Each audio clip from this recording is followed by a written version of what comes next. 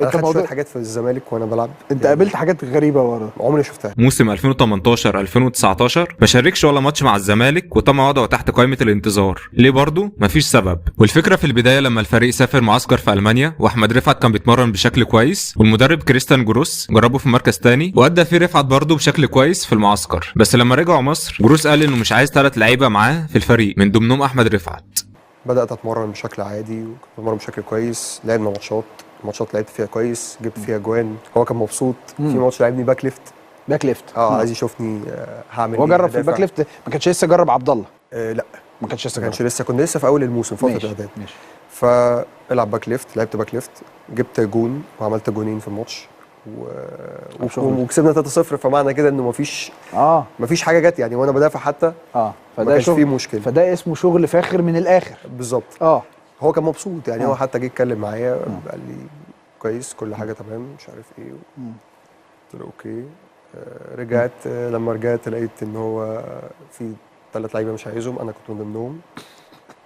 ما فهمتش بس انا خدت شويه حاجات في الزمالك وانا بلعب. انت قابلت حاجات غريبه ورا عمري شفتها. قول لي، هل انت حسيت بالظلم في فكره ان انت قعدت في فتره الانتظار او في قائمه الانتظار بتاعه الزمالك وقعدت 6 شهور ما انتش مقيد في نادي؟ هو ظلم طبعا. اي لعيب كوره انك تقعد ما تلعبش ده وحتى انك حتى ما عندكش فرصه انك تلعب. يعني ممكن ما تلعبش، المدرب ما بيختاركش، لكن فكره ان انت ما تلعبش كده كانك موقوف، لا طبعا. وكان قرار غريب وغلط يعني، مش قادر افهمه لحد دلوقتي.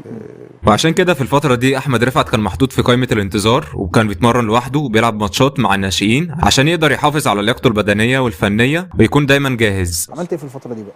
كنت بتمرن كل يوم. جبت مدرب كنت دافع فلوس، مرن معاه. يعني عملنا زي بروجرام كده اسبوعي، مره 5 ايام في الاسبوع، والعب ماتش مع الناشئين. بروح العب ماتش مع الناشئين بتاع في الزمالك وبريح يوم. مره 5 ايام والعب ماتش مع الناشئين واريح يوم، كاني بلعب بالظبط. والله برافو عليك. ما كانش قدامي حل غير كده، لان انا كنت عارف انا كنت هبقى سنه ونص ما العبش كوره.